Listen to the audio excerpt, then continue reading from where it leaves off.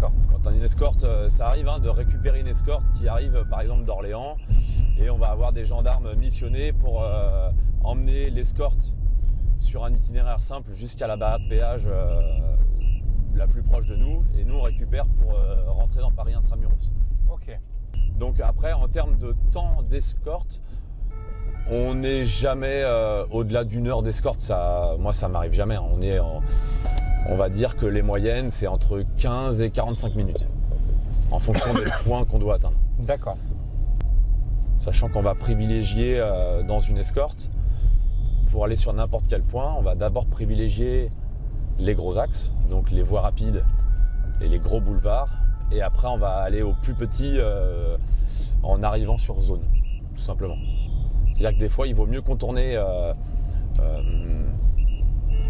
un quartier de Paris, un arrondissement de Paris. On va contourner un arrondissement de Paris en passant par des gros axes. On va gagner du temps plutôt que d'aller des fois au plus court dans des bouchons ou des rues à sens unique. C'est ce que expliquait quand on en parlait avec Clément ou Alex, c'est que vous préférez, au lieu de là où tu sais que c'est full bouché, et ben tu te fais une petite bouclette à côté, mais au final tu seras plus rapide parce que ce sera plus fluide. Exactement. Et nous c'est vraiment ce qu'on recherche, c'est de la fluidité et de la facilité d'accès.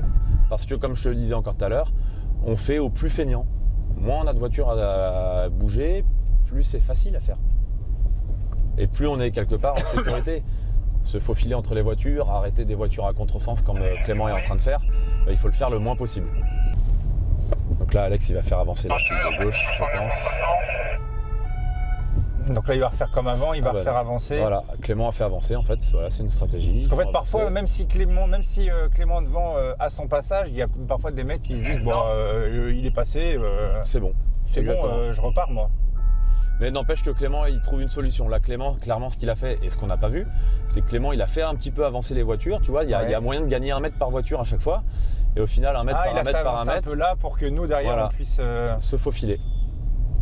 Et du coup, c'est exactement ce qui s'est passé. Clément, en gagnant mètre par mètre, il a gagné 20 mètres. Il faut avoir l'œil partout. Là, tu vois, il y a le vélo, il faut y faire gaffe. Il peut déboîter, tu as des piétons qui traversent. À gauche aussi. Voilà, il y a beaucoup de choses à prendre en compte dans Paris. Tu vois, il y a un peu de monde, mais on avance hyper fluide, et tu vois, là, on s'est pas arrêté encore une fois. Là. Et en général, pour des grands convois comme ça, c'est quoi genre le max en sécu que vous pouvez faire? C'est-à-dire combien de véhicules à escorter vous pouvez amener? Alors ça, c'est pas nous qui choisissons. Disons que ça m'est arrivé d'avoir des convois de 25 véhicules. Oh la vache, vous êtes 25 25 véhicules. 25 voitures comme ça? 25 voitures comme ça. Et là, on adapte